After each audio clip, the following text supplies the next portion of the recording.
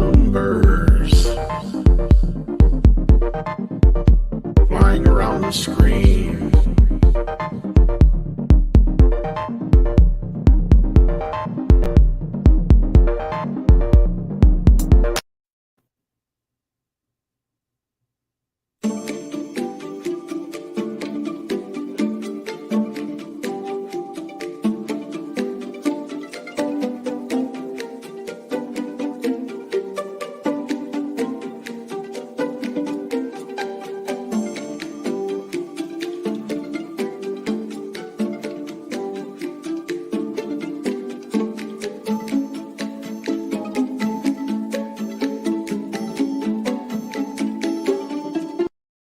Greetings, everybody, and welcome to the Sunday Culture Review. We have a full star-studded panel, and we have some subjects to talk about, and we have a little over an hour to talk about them.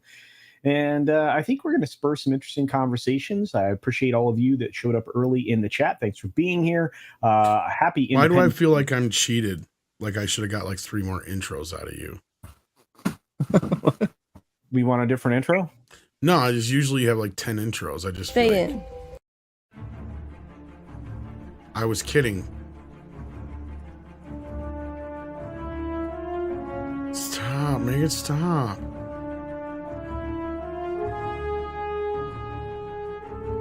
Jesus. It's geode. Oh no.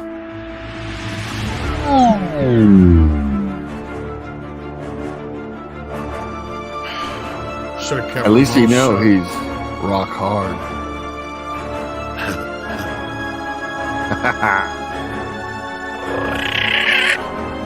This is some Avatar level special effects right here. Right.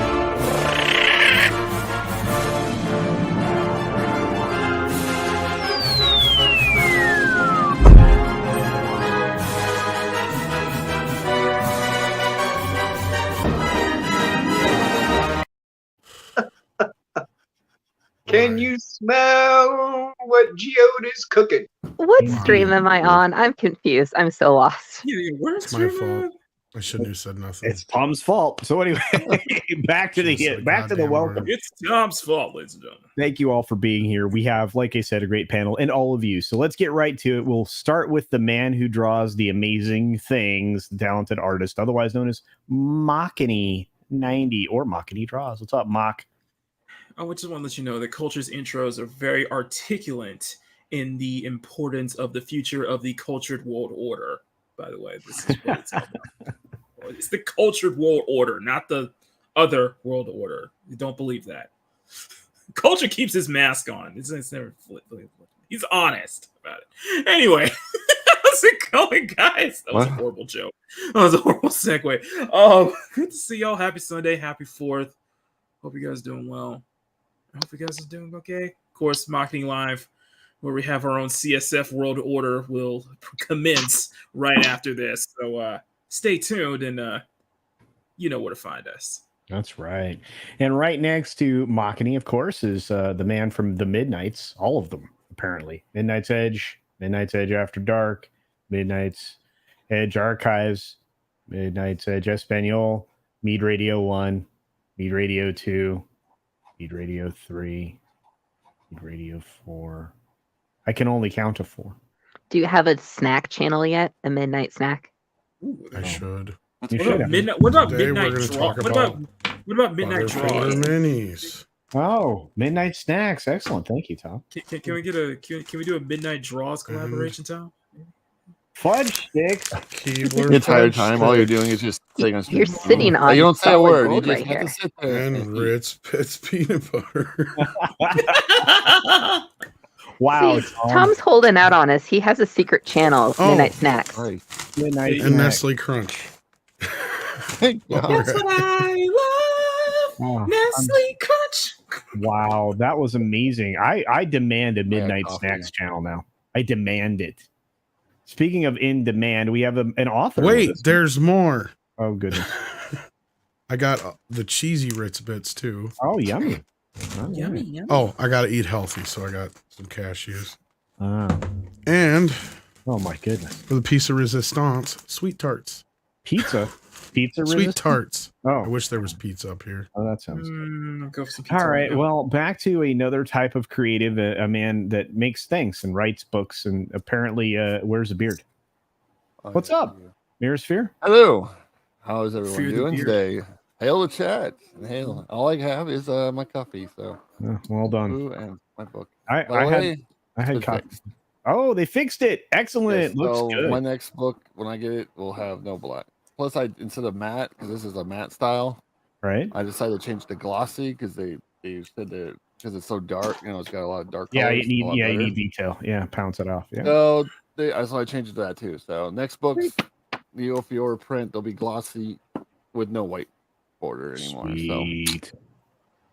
So I'm yeah. looking forward to that. I'm looking forward to finishing the book. I still haven't made it through all of the end of it. I'm sorry, but I'll get my book report done in the near future.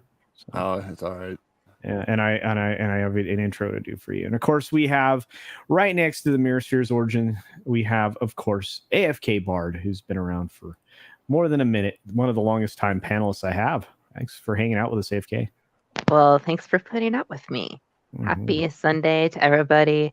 I don't really have anything going on. I'll just say that ahead of time. But boy, oh boy, I'm finally getting around to watching Stranger Things 4. I'm not going to Ooh. spoil anything because honestly, people will end up spoiling me because I'm way, way, way behind. Oh boy. But it's really exciting. Well, Spoilers, it's a TV show. I've heard nothing. You spoiled it for her. How dare you?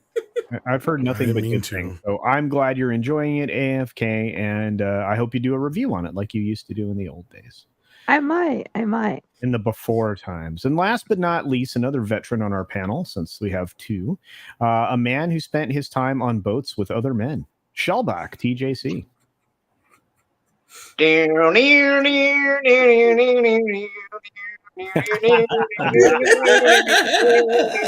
Great. Now we owe Fair Harold Go Fulton watch your money. Top Gun Maverick this 4th of July. I plan to. I All plan to. right. I Well, gotta work.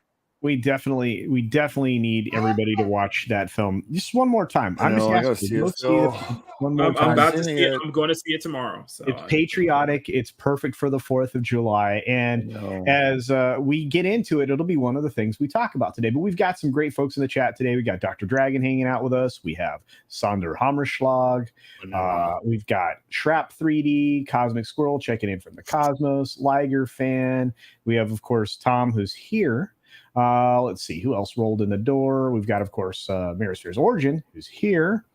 We've got the lovely Sherry out there, and Star Cabal, which that's kind of cool. And I like the logo. Well done. Hello there. We've got Keely Chow in the house, and of course, Judah Khan. There's a few more folks like Release the McCracken, one of the amazing memers in our memeage community. We appreciate our memeage. We got D-Bud Martin out there. We got Small Time Republic joining us this morning. Let's see who else is here. We got Rex Kramer in the house. Let's see. Dragon Master 360 is here. Sultan Al Faim is here. Good to see you, my friend. Tina Bojan is here. Greetings, young lady. I hope you're enjoying the beginning of the big time with the baseball. I know you guys are needing to pick it up a little bit, but hey, maybe those Cubs will be there at the end. We'll see. We've got, of course, the Atlantean out there, who I just responded to via DM just a few moments ago while I was wondering one of the intros that was demanded by Tom. And we've got DS Ford out there, George Bonnie 90, many other folks. Let's see. Oh, Jace Fox is here. What's up, Jace? We got the Snowdub sent folks over, so thanks to our buddy Snowdub. We've got Hank VP in the house, TZ Burton, of course, Eric K, the master of mods, the mensch of wrenches. Looks like a few other folks are rolling in the door. We got Hamdinger, who's here because Tom is here. Guarantee you that's the case. Fat Elvis is here, of course. Salty Texas C, who just hit. Salty Texas C just hit 2,500 subs, so congratulations to you, sir. Well done. Nice. Rob Altus out there. Timon Flip is there. Who else is here? Lots and lots of folks. Guys, if I don't get to you, it's not on purpose. Thank you, Papa Cotton, for bringing the raid. We got that 70s out there. The ever lovely Becky Browand is here. That's right. Love, love, love the USA, USA. I love those flags.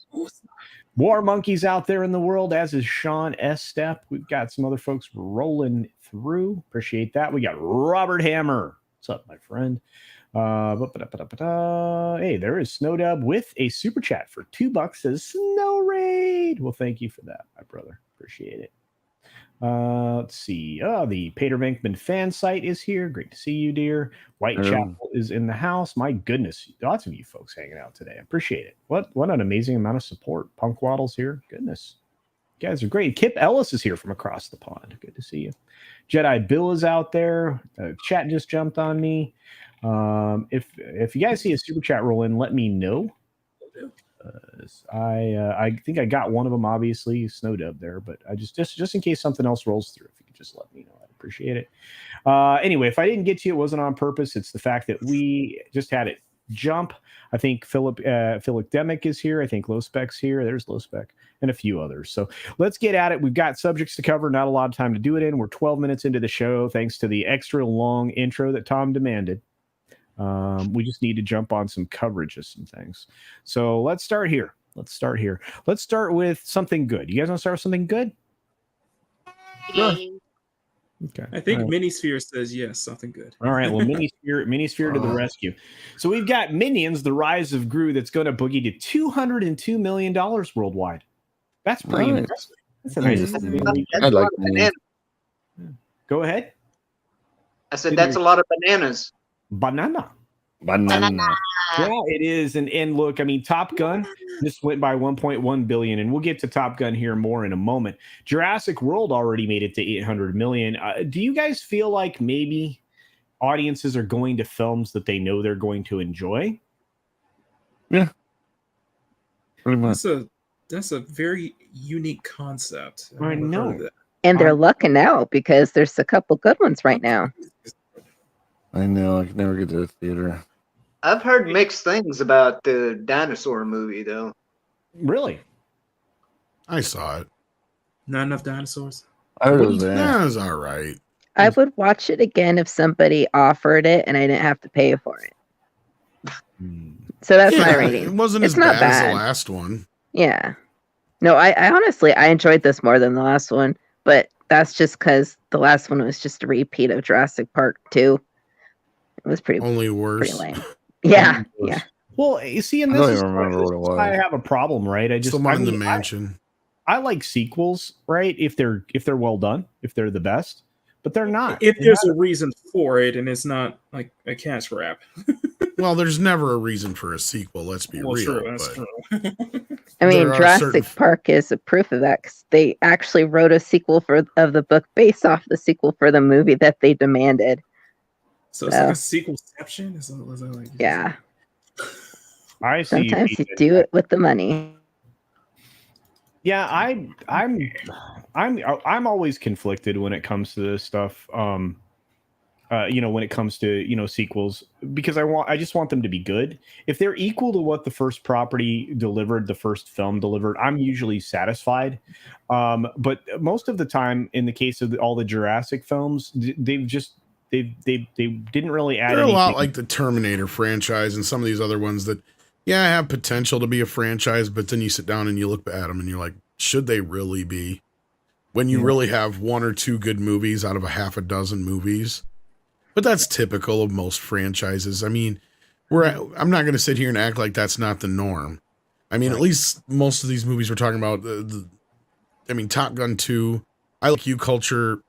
Even though, like I just said, most movies don't need a sequel, I tend to like a sequel, especially if they really amp it up, because 9 times out of 10, the part 2 is usually the most expensive one. You get, the most attention on it, and, it's usually a big deal when it finally comes out. But, that's where Top Gun 2 really kind of shines in that respect, I guess. But now the big question, everybody's, well, when's Top Gun 3 coming out? I'd be like, ho. If I were you guys, I wouldn't be wanting one right away. Yeah. Slow down.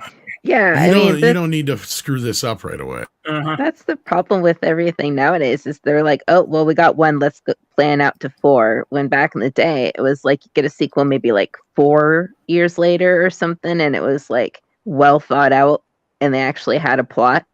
Yeah. I missed that. Most of the time, sometimes, yeah. No, but you're right. Like, the movie industry moves so much quicker than it used to, and you even got like Paramount's president was saying like, yeah, you got to plan these movies like 3 out ahead. It's like, no, sir, slow down, slow your roll. Like, y'all are getting 3 movies ahead of yourselves anymore, and that's the problem, right? Like, we don't need to worry about movie 3. Worry about movie 1 first. Like, that's been a common issue for the past 20 years in Hollywood, but to more so now when you've got the studio saying that's what we need to do. It's like, no, you need to slow down a little bit more. You guys are pushing too much of the same crap out there. Well, I mean, if you write it that way, though, you know, if you're writing it out as say like, well, you know, like the OT, you know, the Star Wars OT, you know, that was written out, you know, it was, that's the way it was going to be, was, you know, a trilogy. So yeah, I would have probably used the Lord of the Rings as a better example, but yeah, I get what you're saying. Yeah, well, we have a special guest joining us today. Let me pull down the Michael chat. Jackson's here. No. It's Atlantean. And it's Atlantean, and it's been a minute, my friend. How are you on this wonderful Independence Day weekend? I'm alive. That's about as good as it's gonna get right now. He's a maniac. Angry Fish is back. He is here. Yeah, beats the alternative, I guess. Is the well, if I wasn't alive, I wouldn't be here on the chat. So that's a good step in a good direction at the very least. There we go. Indeed. And we've got a lot of folks still rolling in. Thanks for joining us, folks. We do appreciate it. Atlantean, have you seen any? I haven't talked to you in like a couple of months, brother. Have you seen any of these films? I watched the first Top Gun a few months ago, actually. Wow. In preparation for, well, I say rewatch it because I think I watched it like once or twice when I was a lot younger. But I rewatched it a few months ago. In sort of preparation to go see Maverick, but I haven't actually gone to see it yet. That is. Oh, sorry. No, I was just going to suggest to see it in the theater before it leaves because that experience is amazing. Just saying. Oh, I might go tonight actually if it's still in the local theater. I think it is because they haven't the local theater up like literally in town from where I am. They don't shuffle out movies all that often. If it's a good hit, they'll keep it for a while before shuffling it off. So I think it's still in there. But I can't imagine they would take this out anytime soon. I mean, 4th of July and all, and I mean, this could probably roll straight through August. I mean, the commercials that they're putting on it now are telling you to go watch it tomorrow, you know, for the 4th. So. But I say I haven't seen Lightyear. I have no interest in seeing it. And Jurassic, I'm not a Jurassic Park fan by any means. I enjoy the first one. That's kind of where it stops. I have no interest in, Jurassic Lost World and 3 and Jurassic World Oblivion or whatever the hell they're on now. I can't be arsed to care. Well, I'll tell you how it goes. I'll tell you how it goes, Atlantean. First, there's oohing and awing, and then there's running and screaming. Yeah. Well, there's pretty accurate. There's a lot of that, and that's what makes it a derivative property that loses a lot of people's interest. We can move into a discussion around these things as we shift color palettes here.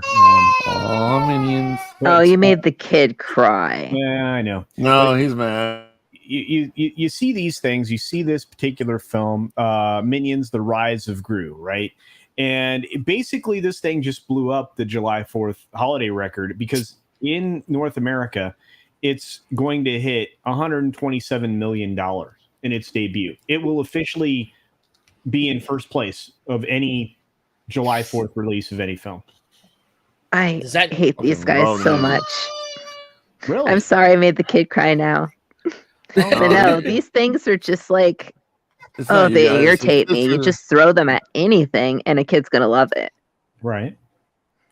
Now his sister's out back playing and he can't go out back. So he's all mad. All right. But yeah, so you hate it that much. Well, Well, when they first came out, I was living. Well, my niece and sister were living with me, and I was stuck around with everything my niece was watching at the time, which unfortunately was the Despicable Me, which I like the movie, but oh my god, these minions are annoying as heck. And then they just kept coming out with more and more things, and I can't stand it. It's just a money What? You grab don't for like the kids. Minions? There's so many Minions other are things awesome. if you want your kid to learn that they can watch and enjoy and have substance to, and these minions is just like the junkiest junk food possible.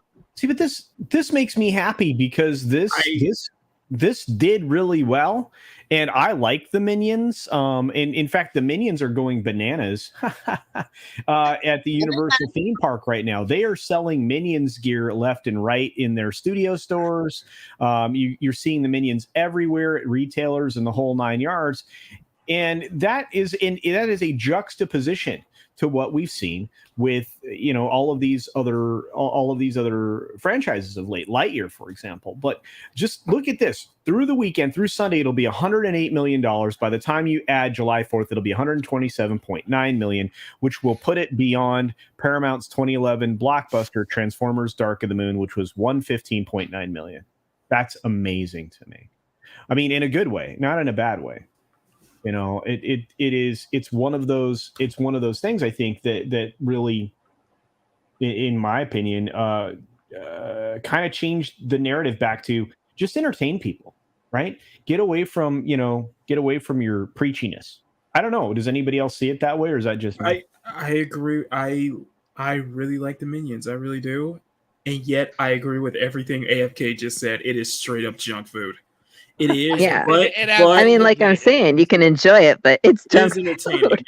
Is it entertaining? It is enjoyable and entertaining junk food, nevertheless. So. AFK is not wrong, basically. But it's like the ideas are not mutually exclusive. Usually the most entertaining films, and this isn't a bad thing by any means, usually some of the most entertaining, what the hell am I on today? Entertaining films. Entertaining. Are my gills are acting up apparently. Okay. The most entertaining films generally are the ones that are, I don't want to say they're schlock, but they're not necessarily high art. They're Twinkies. Everybody Right. loves a Twinkie. They don't want to eat 1,000 of them, but they do. But they don't. actually hate Do they want to eat a but, mighty big Twinkie though? It's like it's junk food for the mind. You want a film where you can go in, just shut your brain off and enjoy yourself. Sonic the Hedgehog, fucking Top Gun to a degree. Action film, pro America, yeah. Instead of the likes of Buzz Lightyear's origin story. Like who? Like can I posit this question? Who was the genius at Disney /Pixar that thought it God damn it. That thought I am sorry. I am mixing my Spit it out. It's not really yours. Wow. Who thought that a toy needed an origin story? Except they did get an origin story. It was called Buzz Lightyear: A Star Command. What the hell is this? Yes, they would have done a better job with yes. Yeah. Well, Galaxy Quest would be a good movie, honestly. You got the same feel that I wanted with Buzz Lightyear, like the campy space adventures. Yeah. It just went too serious, and it was just like I said, it just felt unnecessary. Well, the biggest problem is they're trying to feed us full of the bullshit that this is supposedly the movie that Andy saw when he was a kid. Yeah. There ain't no fucking way. Yeah. I mean, yeah, we like to pretend too, but whatever. It doesn't feel like a 90s film if that's what it's supposed to be, because Andy was a kid in the 90s. And plus, if that was their plan, I don't think it was. You're right. When you look back at Toy Story, you realize Buzz never acted like that the way he does in the film. Not even once. Well, their argument is that Buzz the toy has a different personality.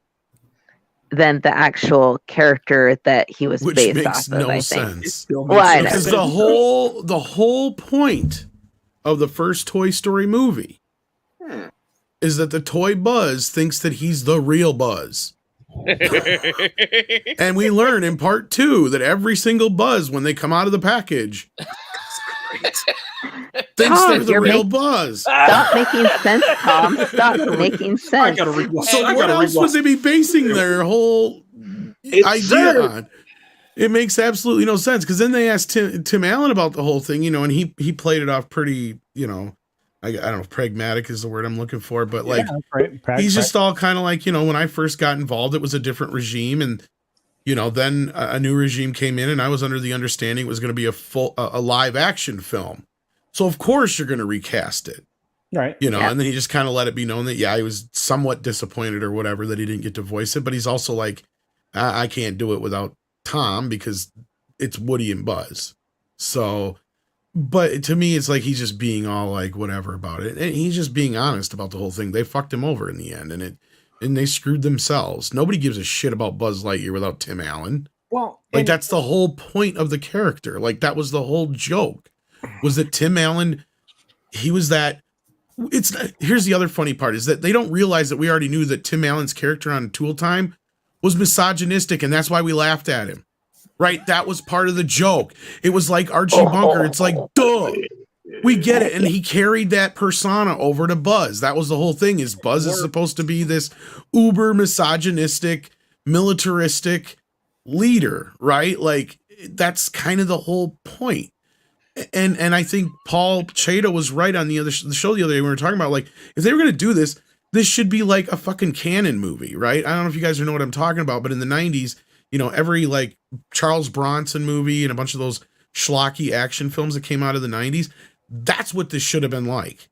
It should have been just like a blow them up, crazy balls to the wall, like 90s action film. That's what Andy would have been watching. Except, and then you would have Pixar's level of, smart and cleverness behind it. You'd have basically had Arnold Schwarzenegger if it was a live action film playing Buzz Lightyear. That's what I'm trying to say. That would be awesome. That actually would be awesome, At the very least, they could have tried to base it around the toy itself. Like he had laser guns. He had, right? Well, and he had like a big helmet thingy, like, and he could jetpack, and he fought a giant alien guy, and like all of these things were actual toys in that universe, and they didn't even incorporate them into the They missed a great point. Hi guys, I'm Hey, Justice. How's Steven.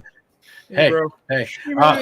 They missed a great opening here, and I think we were talking about it before. Is like they could have done a great interlink and at least tried to save some of the audience if they just did an opening differently. What they should have done is started in the Toy Story universe of a TV commercial of Buzz Lightyear, the film, in the animated format. Mm-hmm. It had like a shadow of the toy or kids playing with it, and then it faded into the movie, and then you got the Chris Evans universe of why the toy and Chris Evans is actually linked from the movie. They were going down that road, but instead we got the way of the dinosaurs, and I do mean Buzz Lightyear, not the people who didn't watch it. Well, it's interesting. I mean, you're 100% right, Steve. But it's interesting because everybody's waking up to the fact that Lightyear was a flop, right? And because of all of the reasons we've talked about, and obviously Top Gun is a success, as Nikki D points out here, with Top Gun's current global of 1.1 billion. It went past Rinse of Soybeans, which barely crossed the $1 billion threshold because they left it in theaters. How many extra weeks, Tom? I mean, it was in there a long. For which one? Top Gun? Yeah. Or which one? Yeah, no, for Rinse of Soybeans. Rise of Palpatine. I think they tried to drag it out through like February, but it didn't last long.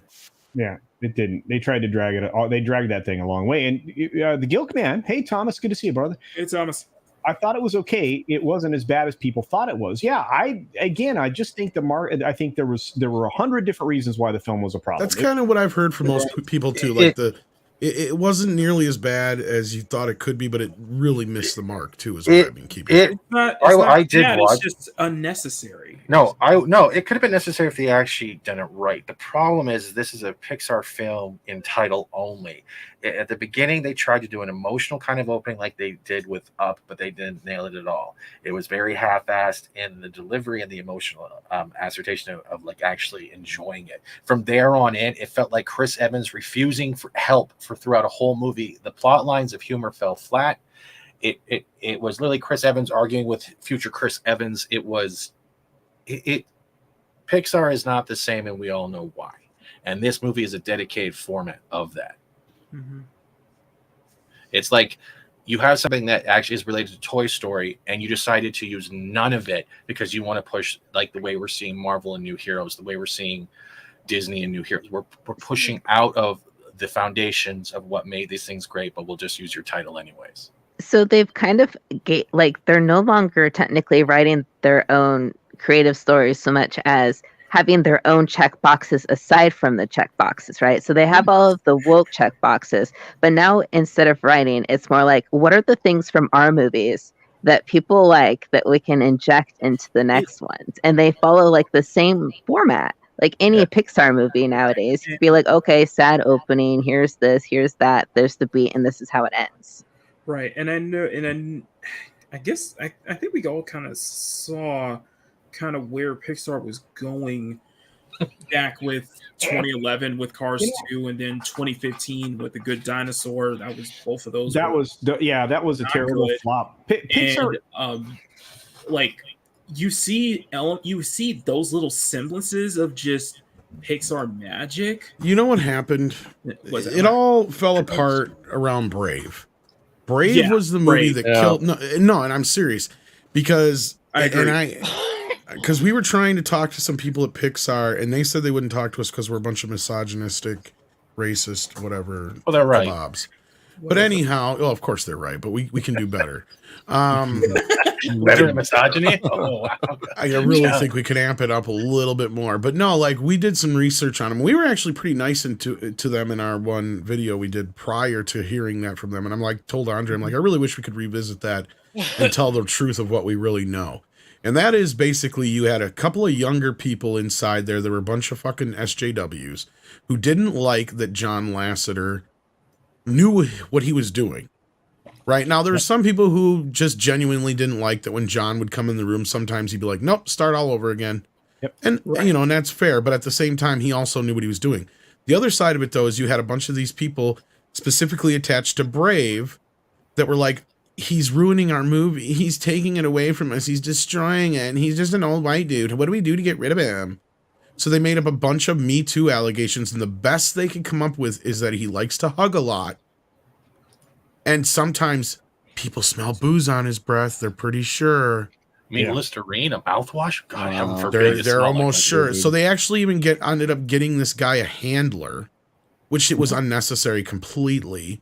Like, this is the thing. They basically Me Too'd the guy out the fucking building. Yep. And ever since Brave, that's the downward slope. Now, prior to that, when Iger bought Pixar and brought Lasseter in, you notice there was a bit of a downturn, but that's because he spread him so thinly between Pixar and Disney Animation. That's why there's almost like there's like this weird, like, separation. Frozen feels like a Pixar movie and Wreck-It Ralph feels like a Pixar movie, but they're not. Yeah. You know what I mean? So then the reason for that is Lasseter's behind it all.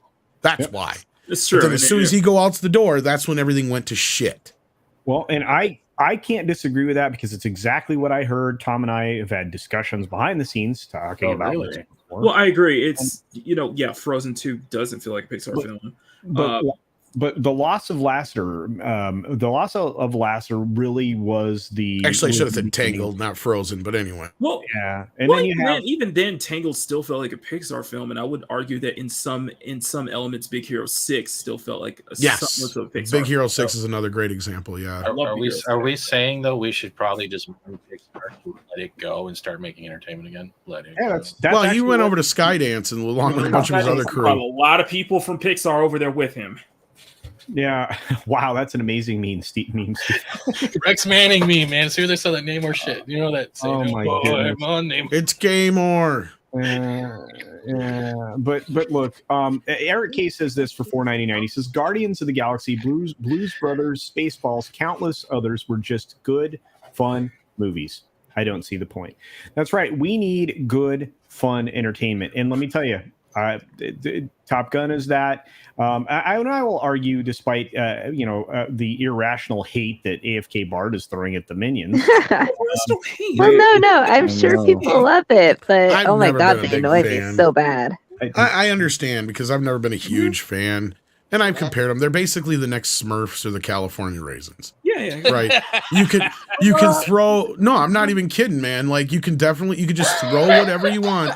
Because remember when those came out, like Hardee's had like hundreds of those bastards, the little fucking rubber things. Yep. And each one it was like scuba diver Smurf, fucking doctor Smurf, fucking painter Smurf. You named it. And it's the same thing with the Minions. It's the same exact thing. You got 100 different Minions with all different little. That's how it works. And the beauty of it is they don't speak any language, so they translate everywhere. They're physical humor. We just had this conversation too recently about how there's no physical humor, but I pointed out, look at the Minions. That's a prime example of 99% of that shit's physical humor. The Minions are pretty much just shaved down Simpson-like Ewoks, if you look at it. Yeah, exactly. Really? Exactly. Yeah. And yet, despite everything AFK said about what you guys said, I would rather have Minions over Baby Yoda or Grogu. Yeah, At least there's no Minions- scissoring Minions, says Vertical Oh Horizon. God! Don't start. They will.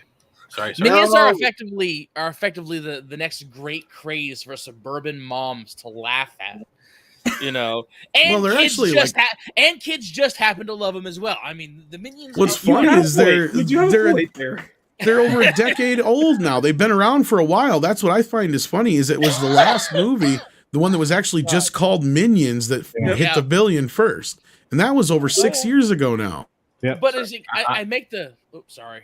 No, it's okay. I was going to say there's only one Minion, and I honestly believe this is the only Minion we need. Oh my god! As Minions. Oh my god! And see, I make the joke about suburban mothers is because every meme you see about Minions, it has likely been shared by someone that you know that fits the description of a suburban mom, and they laugh like drunken hyenas over it. It's the simplest My thing. family loves the Minions. Well, that's the beauty of them, right? Like the Smurfs and the California Raisins and the Care Bears and whatnot. They're harmless, right? Yeah. There's nothing about them that's really. I mean, yeah, they're a little obnoxious, but outside of that, they're not. They're not like. There's nothing dangerous about them, really. I mean, they do stupid shit, but they're no different than the Roadrunner and Wile E. Coyote cartoons, basically. Just imagine sitting in a kitchen making lunch for a kid and without context, hearing the Minions going on in the background. It's just noise. Why not? I would hide all the bananas. That's pretty much. Let's be honest. First of all, the chat's killing it. Six says aren't their legs too short to scissor? Depends. I don't know. You might be right. Wait, I don't want that image in my head. Stop. Wait, what were those toys that were like collectible things like Pogs, but they were like, was it beans or something? They had little faces on them and they were shaped like beans. They're kind of the similar little to jumping these. beans. Yeah. Would it be scissoring? It'd be pretty much rug running. Well, it'd be pill bottling. Yeah. You have Batman Well suggesting Minion Beanie Babies, right? That's kind of. I'm sure they already have them. It would be like PG-13 docking because you couldn't do anything. Here's something I think we can all agree on. King Bob is the shit. Okay, King Bob is the goat. Tim burst out laugh when he did that mic drop moment. Tom, did you see Namora yet? Did I see Gaymore yet? Yes. No, yes, Namora. Oh. They dropped Namora to this morning, the concept. Oh, wow. The what? Namora. Namor's other half. No. Oh, Jesus. That's original. Let's just say I feel like I'm looking at an Aztec avatar. I'm surprised it ain't Namorex. Oh, my God. Well, Bruce is saying if the Minions can't scissor, they can always just be a Minion centipede. Holy Bruce, stop! Oh no! Just stop it! Wow. Somewhere out there, it wasn't that rule number 34 or whatever. Yeah. Yes, stop. There's probably Minions porn. I guarantee. Yeah. it. Oh God, no, Go there. Thank God no, I googled Minion no. scissor and nothing popped up except actual Minions holding no, scissors. no. Well, I mean, they could probably stack pretty easy. So, Dude, I don't want to be. They're your roly sur- poly though. Aren't you terrified that, like, if you passed away, Fat Steven, that when somebody looked at your search history, they'd be like, "What the fuck was this dude doing?" No, someone would make content out of it. And What the fuck? I care. I'm dead. Yeah. No. Before I would die, what I would make sure is that I would take as many people as those faces and put it all over the certain images and just make it an own website. So like, Hey, Six, make sure you show up to tonight's late night culture stream because I have questions. I'm just saying. oh my God, culture, we're a PG-13 show. Come on. Oh well, tonight, not so much. That's why he has the late night culture, so he. That's Can right. He's like, get back to me. I want to hear more about your arts and craft skills. Let's go. Looking at the bigger picture here, I will say this to get culture back on topic. Thank you. Universal, at least, whether you liked Jurassic World or not, you can't say it's woke. Chances are this Minions movie ain't all woke. They have not been a company that's really gave a shit about shoving the woke down our throats. So kudos to Universal. They deserve these two successes. Between these two films, they'll probably end up beating out Top Gun for the year when it's all said and done. Because honestly, from here on out, I'm not so sure there's anything else that's going to compete with anything. Now, Thor, it might have a big weekend. But I don't know. Because I checked and I bought my ticket for Thursday, and it was filling up pretty quick. But I don't know. We'll see. But the post-credit scene also being 5 days out, which is like normal now. It's like we're expecting it. It might do well because Chris Gore's review was very different from what I was expecting too. They were saying it's not what people were expecting. Yeah, I want to roll into this because we are on the Lightyear subject in comparison to obviously Minions, which was just killing it. It's going to be the biggest animated film ever and the biggest 4th of July weekend release ever. Let's scissor. Really? I'm not joking. This is an actual freaking thing I found online. Wow. I am not joking. It's an arts and crafts book cover. Wow. I am not joking. Sometimes I wonder with those guys if they're like, I think they're totally aware of what they're doing. Wait a minute. Chris said Thor was good. Yes. Not really good. It's more of a bait and switch. I trust Chris. Yeah, it's more of a bait and switch and the opposite of what we're usually getting when it comes to title. Okay. All right. Well, we should. He's going to be on tomorrow morning, so we'll talk about it then. We'll talk about it for sure. Yeah. So do check out Midnight's Edge in the morning tomorrow. I will try to be there for as long as I can be because I have questions. I always have questions. They're just usually different ones. But I want to get back to this because here we are.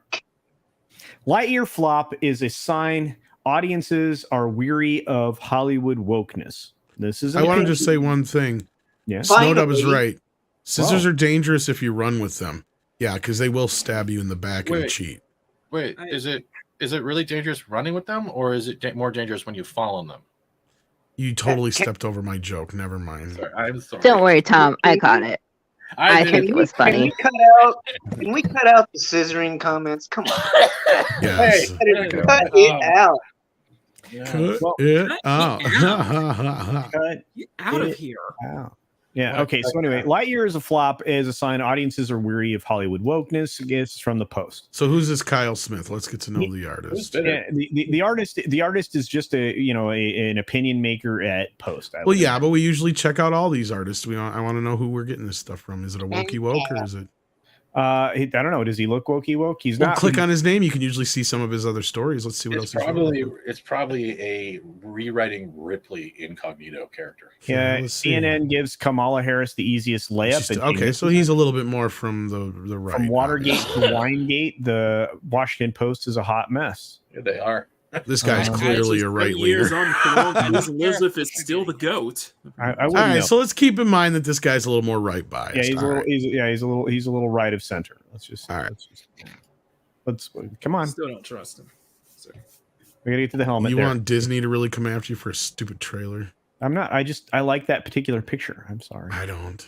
So anyway, Hollywood was founded by and for generations run by pure showmen who were fanatically devoted to giving the audience what they wanted. Today's Hollywood message is, let us entertain you, but first a brief lecture on what's wrong with you, the audience. Artists and entertainment corporations have always been desperate to be taken seriously, hence their need to manufacture respectability via awards given out by highfalutin, august-sounding institutions such as the Academy of Motion Picture Arts and Sciences. You guys are creating pretty pictures, not curing cancer. That's actually an interesting statement. The Oscars originally went to box office giants, glossy romantic dramas, and swaggering historical epics. The movie industry divided into awards pictures. Didn't we already read this? Am I having like deja vu? Yeah, No, we didn't. We were I could have backstage. fucking swore. We were backstage. You came in. Oh, you read this backstage? Yeah. You are such a nerd. In the past few years, even the audience pictures have started to fill it up with reminders about racism, feminism, integration, etc. These are important matters, but people go to the movies primarily for escape. Everything that this guy is saying, we've all said at least 1,000 times. Everyone goes to the theater to pay $40 for a ticket to escape their family. Yeah, well, yeah. One reason Top Gun Maverick is such a huge success, the biggest movie of Tom Cruise's career, probably the biggest movie of the year, is that it simply ignores all the quarrelsome real-world issues. Top Gun Maverick seeks merely to entertain, not persuade you that the people who made it are virtuous. And that's true. Look at all these amazing pictures. Well done. Meanwhile, Disney's much-touted Lightyear came out and did surprisingly poorly after a lot of week of release talk about the same-sex relationship in the film. The same-sex marriage is a small part of the story, and no one should be bothered by the existence of gay people in a kids' movie. But the shocking underperformance must have Disney wondering whether people stayed away because they even thought, even if mistakenly, that Lightyear was a message movie. Well, it probably was some of it, I would imagine, since what Thomas said in the chat. You lead you to believe this, and everybody that's told me about it says it's such a small element that, it is what it is. But Disney's decision to spend a couple of minutes of screen time on this, reminding us that its gay-friendly company may well have cost it millions in ticket sales for what was supposed to be its annual Pixar mega blockbuster. Disney has to consider the idea that there might be many Pixar fans who have no problem with gay marriage, who nevertheless would prefer the matter be left out of kids' movies. Disney also chose a side in the Florida dispute about teaching sexual orientation to little kids, and it may have damaged one of the world's most valuable brands. That, I think, is kind of a wavery point there, because it does come back around, because I agree. Like, there's nothing wrong with having positive gay representation in films. I don't think anybody here on this panel has ever said they had a problem with that. What we have a problem with is when it's either shoved in for obvious, reasons. Marxist reasons, identity politics reasons, political reasons. And in this case, it's where it adds a little bit of a layer of, you have to sit there and talk to a kid about a certain thing. And this goes even for straight sex, right? Like, that goes across the board. And I've talked to several gay people in the last few months who said the same thing. Like, kids should not be at gay pride parades. There's a reason for, that. There's tons of, it's just a point of they're celebrating their sexuality. That's not a place for kids. No, there should be a drag shows either, and we're watching our Twitter feeds fill up of all these people that were in these shows. They're being charged with crap. There was like bad parenting 101, guys. Yeah, no, that's just messed up. Nobody would bring their kids to a gym where adults are just dancing around half naked, but it's completely fine if they bring their kids to some other place where adults are dancing around half naked. Like, absolutely. It's just like that is just so wrong. If and I on drove every my level. 7-year-old to a strip club, I'd be in handcuffs within 20 minutes. I guarantee you. Well, unless you live in Portland. It's the weirdest it's so weird that they try to say that that's okay when it has nothing to do with being gay in the first place. It's just so wrong. What you have is these people that are trying to normalize something that they want to normalize, so they feel like they're not on the outcast, and they're pushing this crap. The problem is people are standing up against it because it's not right. That's why you have like 18 plus at bars. You have 18 plus at strip clubs. You have this age limit for one reason. A lot of them are 21 and up, actually. But it depends on the state. Yeah. That's the whole thing. It's there for one reason. The kids are too innocent and to be subjected to this crap. Do not bring them to pride. It's your choice, but you're going to remember, you're going to be having to answer a lot of questions that the kids won't even understand most of the time. And here's another thing. I'm sure most people in the community would be more than happy to do like 2 different parades, right? Mm-hmm. You can do one that's a more family friendly type parade celebrating gay pride, and then you could have one in the, for the more adults, and that's just all they got to do is kind of let them know that this like is Santa Claus parade versus that's what you're saying, but it's like that's the thing though, like they're trying to turn pride into I get what you get like an hourly what Disney Steven parade. is saying is they're trying to normalize a type of problem in the community that is people are trying to hijack the movement and use it for their own nefarious means, and that's just it. And you're right, and I'm glad to see that a lot of people are actually speaking out early on in this, because this needs to be cut off at the head. Because otherwise it's going to wind up in the same fucking place as every damn thing else we've seen in the last 6 years. The easiest way to put it is, sorry, I'm almost done. It's pretty much this: Pride is not a Disney parade. That's it. It's that simple. Don't try to make it one. Yeah, it's true. And again, from we'll continue on here. Apparently there was a British TV survey that found that 62% of viewers think political correctness has gone too far. I think if you did that in the US, it would be even bigger than that. And from here it says, in quotes, I'm in a lot of meetings now where people tell me this will never get on because it's not woke enough, observes Egyptian-born British comedy writer, producer Ash Atala. Polling shows TV producers are much more interested in foregrounding issues such as transgender rights than the British public, which is notably more PC than we Americans are. The US, a poll focusing on the entertainment industry, found that 65% agree that corporate wokeness has gone too far. You realize, when they start to talk about who's in the majority, who's in the majority of people don't want this nonsense. They don't. And two things I want to point out. I think in Lightyear, first thing I want to point out is that what Steven just said about like having 2 types of pride festivals. That was Tom. Yeah.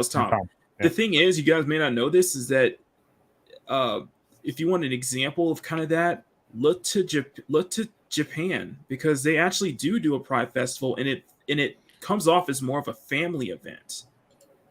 So it's not as over sexualized or anything like that, or degenerate as what you see here in the States. Yeah. And that's the first thing. Japan will never allow that kind of stuff to ever happen. No. Because they're built up tradition too. Sorry. Yeah, and the second thing is I think that the fact that nobody has a problem with it being in there, but I think where the problem, where one of the aspects where Lightyear failed was the media push forward. Like, I think it is the media really emphasized that up much more than the actual film itself. And I think that's where it backfired. Yeah. Well, and that was my defense when everybody would say like, well, the movie's not really this bad or this much or this or that or the other. It's like, yeah, but it's not our fault. The other one that it reminds me of was that Red movie, Big Red or whatever the fuck it was called. Oh yeah, no, Turning Red. Turning Red. Sorry, like, because I think there's like one scene in the entire movie that has anything to do with actual periods. Right. Yeah. But it was, and there was a couple of people that came to me about it, and I'm like, look, it's not our fault. It's the fact that they're going to the media. This is this is what they're drumming up with their campaign. So It's not. It was kind of the same thing with Venom too, which I found kind of hilarious. Because they were all like, oh, Venom's gay now and all this stuff. And they're pushing all this thing with it. And it's like, everybody remembers you watch the movie and it's like, actually, that's the funniest scene in the entire fucking movie. Exactly. And the whole point is that Venom just don't get the joke. He's not in on it. Like, that's the whole point. Like, it's like, I don't know if I'd necessarily say that's... with Turning Red, that was the funny part. And I think that was one thing everyone gravitated towards, because I remember people saying that was this whole article that said that it was fun, cute, and unapologetically horny. I was like, wait, what? He was hungry. All he wanted to do was eat heads and brains. It had nothing to do with his sexuality. That was the whole that's why I love the scene, because as he gets in the scene, he has no fucking clue what it's all about. He just likes the idea that they're talking about being different, and he's an alien, right? So he's relating to that factor. He doesn't even understand the whole sexuality aspect of it. That's the humor in the scene, right? Mm-hmm. And that's kind of like I also... Oh, sorry, go ahead. No, I don't want to cut you off. Sorry. Go. I was just going to say sorry, Bart. I was just going to say, like, that scene with Baymax. It's like, yeah, that scene would be funny if it was in a movie like 40-Year-Old Virgin, not Big Hero 6, right? Like Baymax spinoff or spinoff. And again, I mean, an immediate, but see, it's so laden with other signaling, right? That the particular scene that everybody is paying attention to, it's laden with a lot of other signaling, which is frustrating because it's reinforcing a message that doesn't need to exist in a kid's property. You have to stop taking children's innocence away from them. We have to stop doing that. Remove the concept of stress from children until they're well into their teens, if not, well onto their way to adulthood. Look, I was even willing to have the conversation about, is it okay that Sleeping Beauty and Snow White are kissed without their knowing it, right? Like that's a conversation to be had in a kid's movie. It's like, yeah, maybe necessarily that's not the right thing to do, but you can't argue that Disney at least didn't, for the most part, try to family up as much as they could their stuff back then, right? Even then, it was like an innocent, very innocent. It weren't like, it wasn't like in your face. It was like, oh, he kissed her and she woke up. It wasn't like, oh my gosh, she's like making out with her on a freaking. No, it's not like he groped her at the same time. Yeah, and all exactly. That kind of shit. Yeah, it was just like a. Yeah, it was nowhere near what. Oh no, we lost. There used to be. Who did we lost? I think we lost Bard. AFK. Oh no. There used to be a got too time. Yeah, there used to be a time where we would have these types of cartoons or educational or educate, whatever they're called. Remember those class films we used to have, stuff like that, and they would have companies that would handle this in such a way that it would be enough for a child to pick up on, but wouldn't be thrown in your face as an ideology. And for some reason, things like Disney, Pixar, and other corporations are pushing this so far because their employment is infested with this type of activism and gender-filled crap that it's no longer becoming about trying to not only entertain but educate. It's just indoctrinate. Well, let's like culture talk because I got one last thing to say about it. Yeah, the problem is, Stephen, and you're not wrong in the broad sense, but the reason that this is happening again comes down to this: say it. The writers, the quality of the writing is gone. Yeah, they can't write on the two levels that you're talking about anymore. They got rid of all of the people who can do that. Well, you're talking about creativity. It's gone. One of the best. Sorry. They've gone from being a delicate rapier, a qualified instrument to deliver, a satire to both an adult and a child, telling a joke the same way, appropriately using a double entendre, and in some cases a triple entendre, right? Yeah, exactly. And they can't do that. So all they are now is blunt instruments, just regurgitating a paper that they were taught in film school. Or wherever they picked up their education that showed them, okay, do A, do B, do C. And part of A is this political aspect of your messaging. Part B is this political aspect of your messaging. Part C is the conclusion of, the political part of your messaging. And that's why we get these paint by numbers woke pieces of garbage that, don't entertain. That's why. So anyway, they're hiring people that aren't even really, I don't know. I wouldn't say they're not writers, but I mean, like the fact that they're going in, like you're saying, with just like the agenda. I think the problem is that they're not going in to write; they're going in to teach and to like, stand on a soapbox. So it's like they're not even writing. They're finding ways to get their message out there with characters and situations, and they're not even putting effort into those characters and situations. It's like they're creating a scene in every episode or every movie where they can like have what they want on it, and then if there's a movie around it, well, that's great. And then they advertise based off of those little incidents in their movies and shows that they want, and then it's like it's just such a hot mess. Oh my god. Well, going off of what you're saying, Bard, and that'll take me to my final point on this, and then I'm done talking about it. Sure. But no, you're 100% right, because one of my favorite sayings is it takes a million things to go right to make a movie and only one thing to go wrong to derail the whole thing. It was already an uphill battle for a lot of artists to make a movie as it was before. Because like, let's say, for example, like you had The Godfather. Francis Ford Coppola was told you got to make it for nothing but more than like $2 million. You got to shoot it now. You got to do this. You got to hire this person. Like the studios were telling him all these things. And he's like, that's not what this story is. You either want The Godfather or you want some fucking shitty movie. What do you want? And now you have the addition of all the ideology that we were just talking about, right? So now you're adding that to the pile of bullshit that these people already have to deal with. So whether a decent director or not, it's an uphill battle as it is. But it's like, it's one thing for us to sit here and have conversations about certain things when it comes to everything from Cuties to Lightyear, right? But when it comes to things like Lightyear, when it comes to kids, and same thing when I brought up Cuties, is when it comes to kids, there's a thing where people just have this line that once you cross it, that's too far, right? Even George Lucas back in 1979 had the wherewithal to go, maybe this whole idea of having Darth Vader be Luke Skywalker's father might be too much for kids to handle. Maybe I should talk to a few people about this. And he did. He talked to a bunch of child psychologists. He ran it by them. He got all their opinions on it and what he thought was the best way to approach it. And they all said one way or another that they think kids can handle it because either A, they'll just go into denial mode and they'll say that, oh, he's lying. Or they'll just be able to cope with it on a certain level. And there's going to be a certain amount of kids that aren't going to be able, but that's just a story beat, right? That's just something that we're looking at as a minor story beat, right? Here we're talking about things that are extreme as far as I'm concerned. Like, this is something that a kid cannot really grasp on a certain level when they're at a certain age. It's easy for a father, because when a kid's a kid, they understand 2 or 3 things. They understand mom, dad, going to the bathroom, and their favorite toy and their favorite food, right? Like, those are the only things that kids really understand when they're at a certain young age. So something like Darth Vader being Luke's father is something they can grasp and understand and conceptualize in their mind, as opposed to, when you even get to the idea of where do babies come from is that big first question you hope you don't hear out of your kid's mouth, let alone how did they have babies if they're both a boy and a girl, or why are they doing this, or why are they doing that, and all this other stuff. Because you don't want to, even if it's straight sex in that matter. You don't want them to get there until they're in their teens. You don't want those questions posed at you until. Well, and that's why I feel like the MPAA, in the one few times they probably were right, and I hope, I don't know if this is true or not, but I kind of hope it is, that they hit Disney with a PG-13 out the gate on that bastard, and they fought for it to get the PG.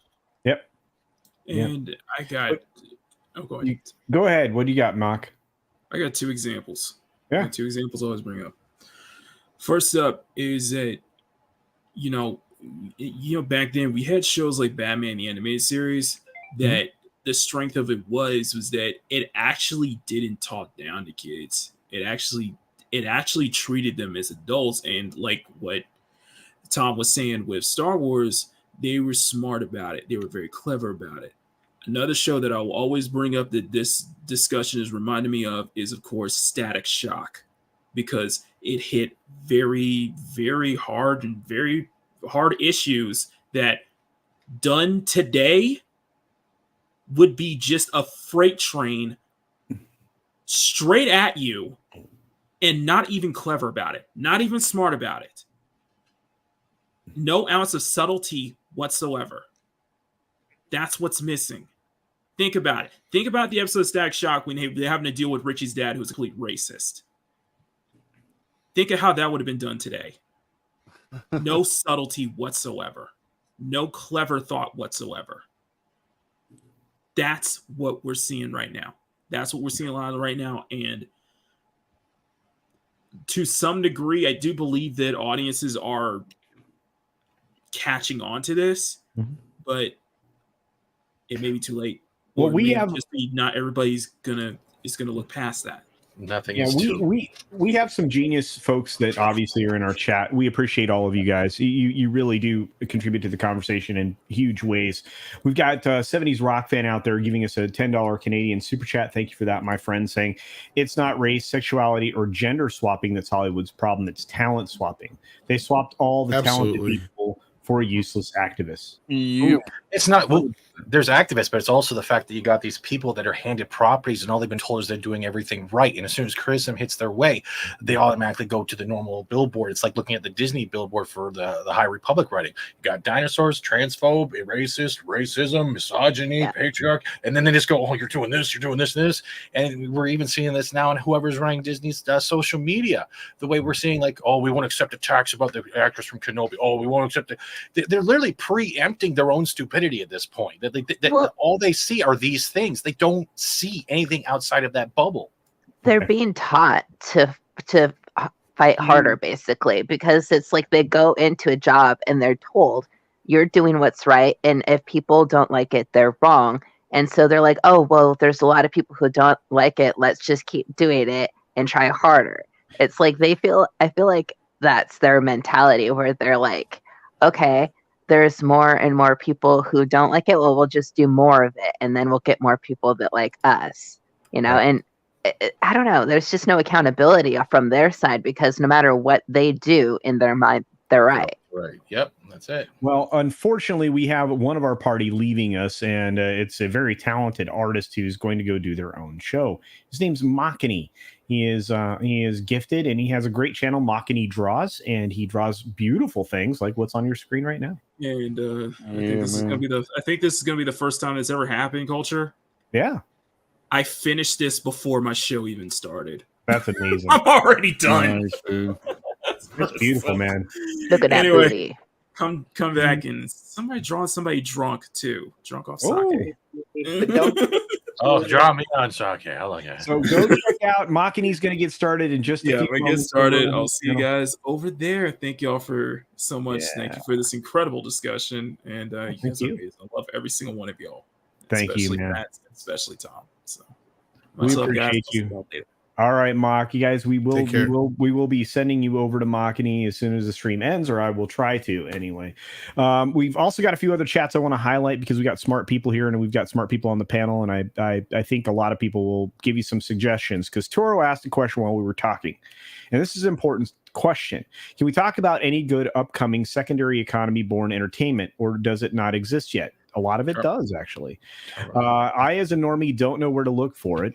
Imagine the moment we stop talking about the message. Well, I can tell you that Vertical Horizons is going to give you a suggestion. Then I'm going to turn it over to Atlantean, because I know he's got stuff he can recommend. But you look into anime and foreign original films like RRR. I can't say enough good things about RRR and the cinema that's coming out of India right now. That's why I've been reviewing it. I don't know, Atlantean, what can you recommend as some good secondary economies outside the box entertainment?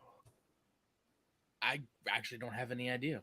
Wow, that's surprising. I mean, you're saying outside, like, what do you mean, like outside the box of current modern stuff? A lot, like outside of what Hollywood, the mainstream's delivering us. I mean, obviously YouTube, because we have creators here, including this guy Atlantean, who's a creator, does some stuff from time to time. Quite obviously YouTube, but I mean, honestly, I'm not really sure what I could recommend, because much of the stuff that I watch technically is still fire that man. Is still, it was at one point, Hollywood stuff. I watch a lot of old movies and everything. Right. I don't pay attention to the new stuff. It's still kind of in the box, but it's not outside the box. But there are some independent endeavors on YouTube as far as like series go that you can always look for and support. Like, I know that there is a group of actors in Washington that work on a series called Journey Quest through YouTube, and it's like, I think they're on 3 seasons now, or going on, and it's all they're all like basically donations. They are and it's like a fantasy based thing. And they have all of the characters that you would have in a D&D game, and they go off on adventures. And they even had an actor who guest starred on it in the 2nd season, who just wanted to be on the show. I don't know if you know him. I think his name is, he's the actor from Dollhouse, and he was also in Cabin, that one horror movie that Joss Whedon did. He's one of his actors, but he just randomly wanted to be on the show. So shows like that would be really cool. You can like give them money and support and yada yada. Sorry for rambling. No, you're good. I'm actually going to do a live unboxing of media here on the show as you guys keep talking. If you guys have got other suggestions, please. Well, the terminal, I guess there would be the terminal list so far is doing pretty good. I know it's not like independent stuff. There's also stuff like Lazarus Project. There's still anime like Skeleton Knight, and JoJo's coming out again with some more stuff. You also have I'm actually loving Lazarus For All Mankind, and then if you want, there's either still Stranger Things and Orville. I know it's hit or miss with a lot of people depending on how I perceive it, but that's still stuff out there.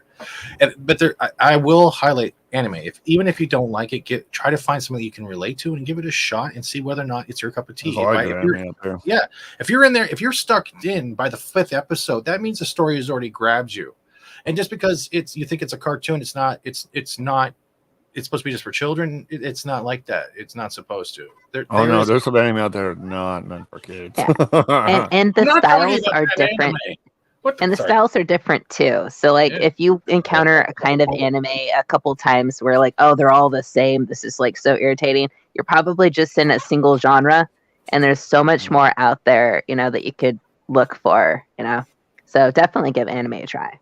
That's right. And speaking of that, we do have, and because I had Chris highlighted for a long time, so he's somebody who could definitely recommend material to you. But I can too.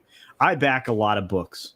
I just got my Sunsorn box in the mail the other day, and I just got my Shadow of the Kraken. Oh, nice. By Vinny Tartamella. So there's stuff out there. You just got to find it. And of course, in our community, we make it a little easier. Yeah. So there you go. Yeah. I think you're on like 8-bit culture right now. Yeah. Oh, great. Awesome. Your resolution is way off, man. Oh my God. Oh, what the hell? It was incredible. That's an incredible book. Sorry about that, guys. I wish I was better. But yeah, no. Look how pretty I look. You are pretty. Yeah, see, there's Sunsworn right there. There's a lot out there, my friend. You can always find it. Macross is great. Actually, you're going the wrong way. Go ahead, Atlantic. I say, you actually just reminded me of comics. That I actually just backed a comic recently. Y'all know who Razor Fist is. Yeah. Oh yeah. Like most of us here know who Razor Fist is, right? Yeah. Never heard of him. I think. Nice. I don't know if it just he was talking about comics. It just reminded me. He actually is. I think his pre-orders for his second pulp is already open. He made the first one already. I think it was what is it? I don't remember the name of it. Night Vale, something about Night Vale. But you're asking for recommendations. I just remembered that he actually has those 2 books out. Yeah. So nice, nice. There's a lot out there. Again, those are comics as well. Hey, Tom, you're sharing something. You want me to share that? Yeah, I think this will give you a boner. Oh, cool. All right, you guys ready? I haven't seen you in years. Do you know who that is? Well, it already says on the right there. What That's Tom Cruise. He's a fucking madman. I love this dude. That's for Mission Impossible 7. Oh, this fucking guy, he's got like a death wish. No, he doesn't. Dude is awesome. He has a massive hard-on for adrenaline rushes. You know what's funny is the dude's gonna fucking die falling down the stairs or some stupid shit. He'll die like in the bathtub or something. Yeah, like George Burns. That'd be sad. Oh yeah, he loves. Go ahead. Oh yeah, exactly, Chris. Yeah. Oh no, sorry. No. Razor Fist, Eric July. We have so many creators out there that are doing what we do, and then they're building worlds like Mirrorsphere's Origin and so many others. Someday I will get my. I don't want to. Buy my book. I don't want to plug myself too much. But I actually do want to get into the. I do want to eventually get into making some of these side projects or helping others with these side projects. I don't know who to go to. But this is a great suggestion, Toro. I have so many shows going on right now. Maybe Tom and I can actually do something like that on the Tuesday Tirade where we talk about from this moment forward. I think that'd be a good segment. Maybe I could make a short out of it too. We'll see, but that's a good idea. I like it. For what now? Max Relax says $10. The plane wins. Yeah, well. What am I doing now? You and I on Tuesday tirade, we're going to talk about from this moment forward, good content going forward. That's what we're going to do. Shit, no luck on that. Yeah, Rebecca Gold is a great web series on YouTube. You can ask AFK Bard. I personally met with the filmmaker in Dallas. Ian was actually there at the meetup, and he's a good dude. It's great. It's very entertaining. Talk about a strong, powerful woman. You also have the Bucketheads who are doing their own Star Wars series, and they were great to interview if you ever get a chance to talk to them, and their stuff's not bad either. Yeah, and all of these things that Chris is mentioning in the chat, you can back. You can crowdfund, get behind these things on Indiegogo, and it's totally worth it. They really are putting good stuff together, and it makes me happy to get a good book, to have something I actually enjoy show up at my doorstep. You know, that's a genuine pleasure we should all have. What's up, Dustful? Like the IRS. There's also a good service called Tubi, TUBI. Yeah. It's just like Netflix and all that type of stuff, but it's free. It's totally free, because it's like, old school TV. Like TV used to be. That you have to watch a commercial every once in a while, but you get. Like these great old school shows, like I don't know if anybody remembers a young lad by the name of Lorenzo Lamas, but he was in this show called Renegade, where he's like a bounty hunter, and that was good. But also you can find stuff like The Greatest American Hero, which was awesome. The A-Team. It's all kinds of good 80s and whatnot, movies too. And again, not everything coming out of Hollywood is bad. Obviously, Tom just shared with you the Tom Cruise stunt that you just saw from MI7, right, or 8, or whatever it is. 24. Mission Impossible, Dark 7. Yeah, but we know we're going to get Ghostbusters next year and some other stuff. Yeah, so there's some stuff to look forward to. And we also have to consider this: Tom Cruise is short. Okay. Tom Cruise is 60 today. It's his birthday.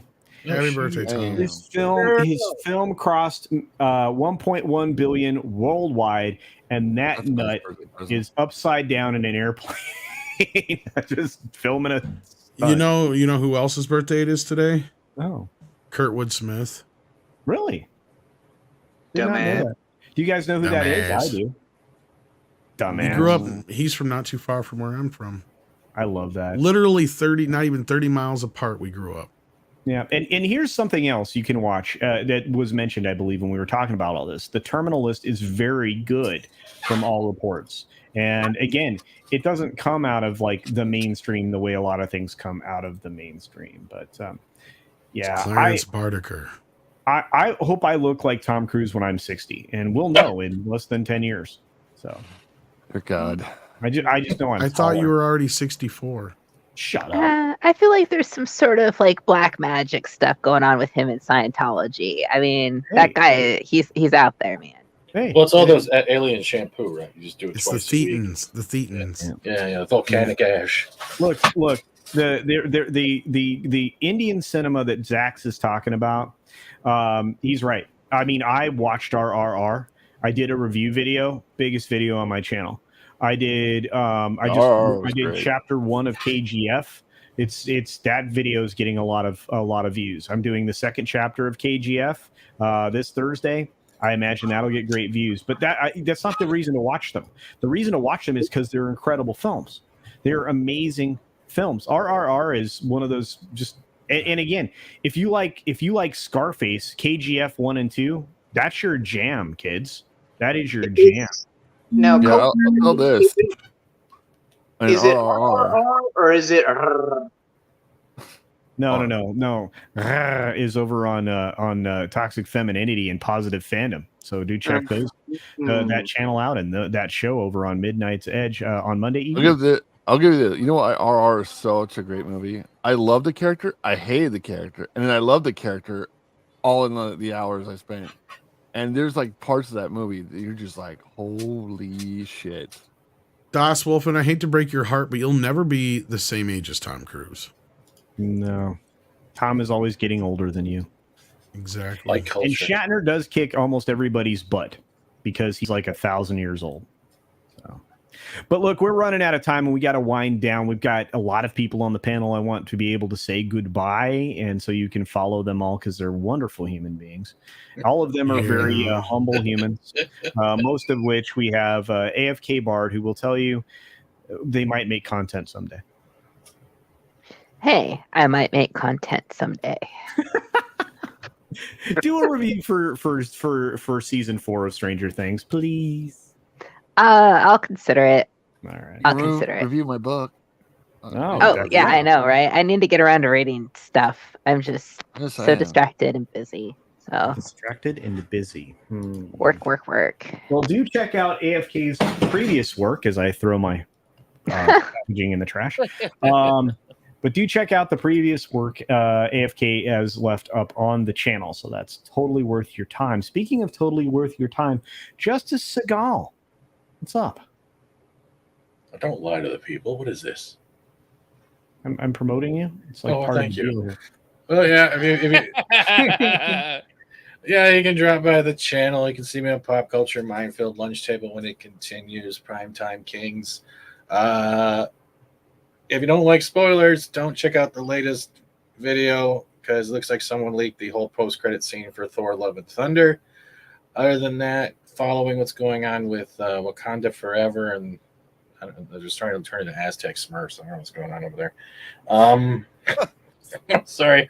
Other than that, thank you for having me, Culture, and not blocking me yet. Everyone else, I know you're going to. Take care. Well, you would probably be deserved. Speaking of Wow, salty. Hey, all right, well, maybe. But we've also got our favorite Shell here. He's a hero and a half, Shell, former veteran and fun guy, Shellbach TJC. Welcome to Shitty Walk. And Oh man, take your order, please. Welcome to Shitty Walk. Sheep Walk. Share your chicken. Yeah, well, other than here on Sundays, when I stay up way past my bedtime, you can also come to my channel around 6 p.m. Pacific time on Mondays and hear us talk about current events. And although tomorrow, I mean, I'm going to talk about the 4th of July tomorrow. So yeah, I know real original, but hey, I'm a like Culture said, I'm a military vet. I'm a freaking uber patriot. So by God, yes, I am going to talk about the 4th of July on the 4th of July. Good job. Also, on Tuesdays, at least every once in a while, you can catch me on Drew's channel, Supreme Heretic, with his United Resistance show. Awesome. All right, thank you, my friend.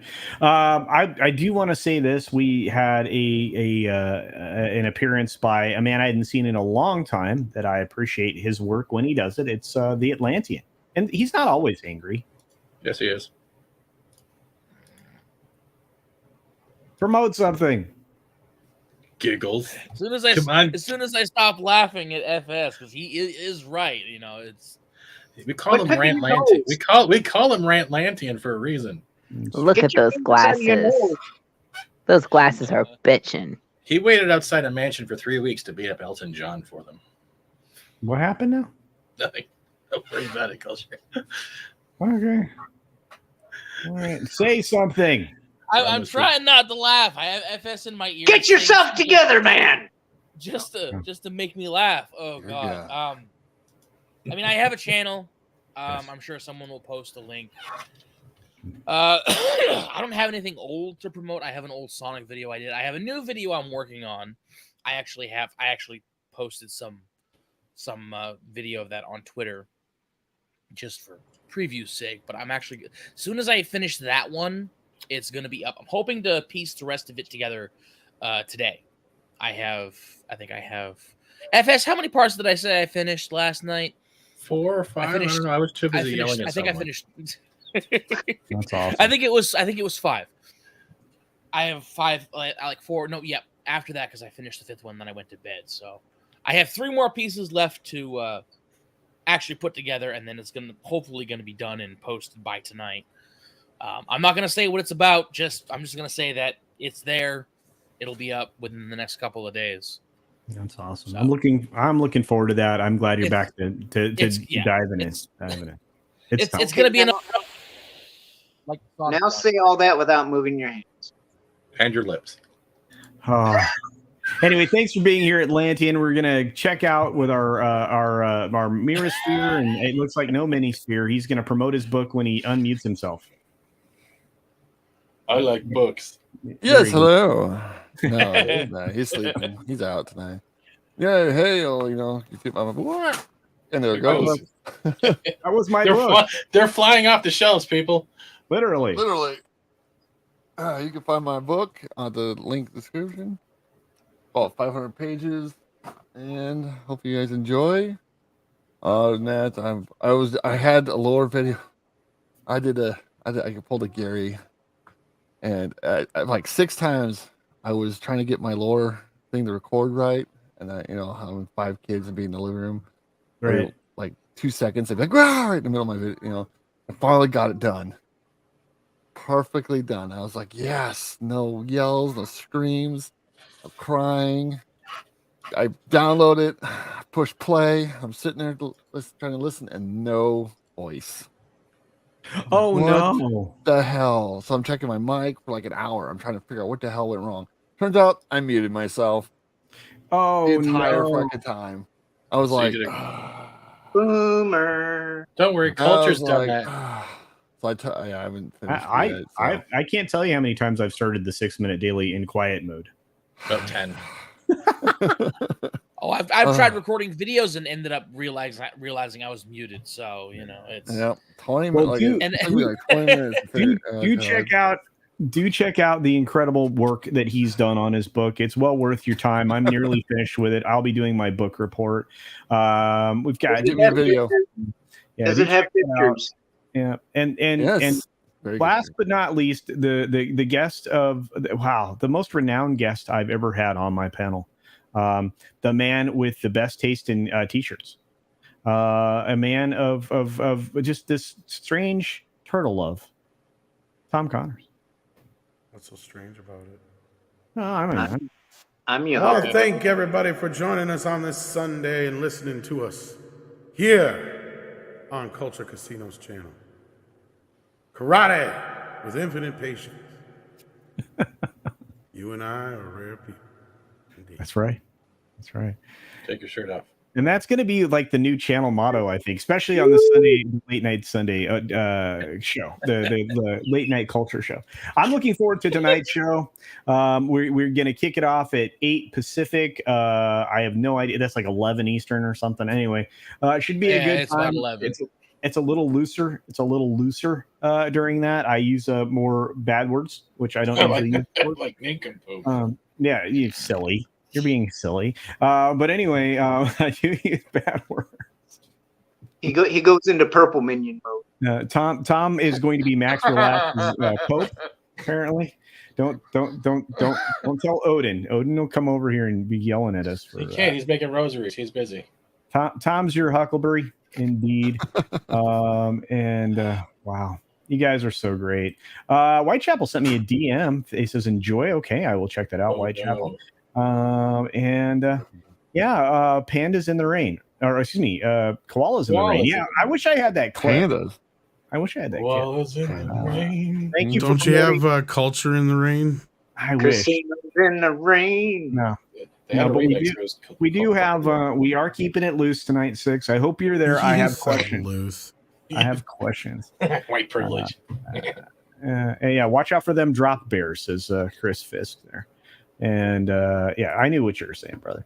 And I think that's it. You guys ready to go out? We'll go out with a bang. Well, I mean, if you're into that kinky stuff. Who's the front of the centipede and who's the back? Oh boy. All right. Toxic Man Flu says Gary has an awesome story of hope and success. I never would have made it through the last 2 years without Gary, Comics Division, Culture Casino, and many others in the fellowship. Thank you all. Right on. I like how they're using the word fellowship. I tell people to stop using the word community. The fellowship. Stop. It's that commie language. Yeah. The Fellowship of the Ring. Yes.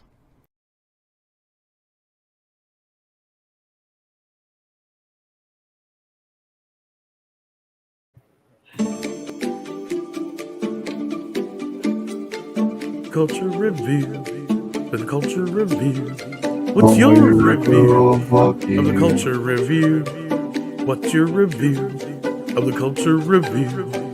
Did you like the show? Did everyone make you laugh? Was it really good or was it a big gaffe?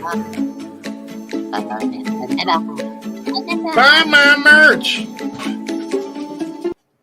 Culture's just a Bigfoot shape. Shaved down.